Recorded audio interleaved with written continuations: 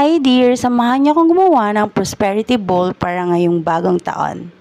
So let's start with our transparent bowl, symbolize the foundation of your intention. Cotton to have soft, smooth, and sailing year. Then white rice to represent abundance.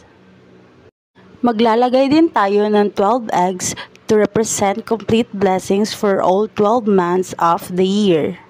12 chocolate gold coins to attract prosperity and protection from evil. 12 bay leaves to balance out the metal elements of this bowl. 12 any coins to attract wealth and success.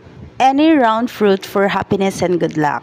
7 any paper bills for wealth and fortune.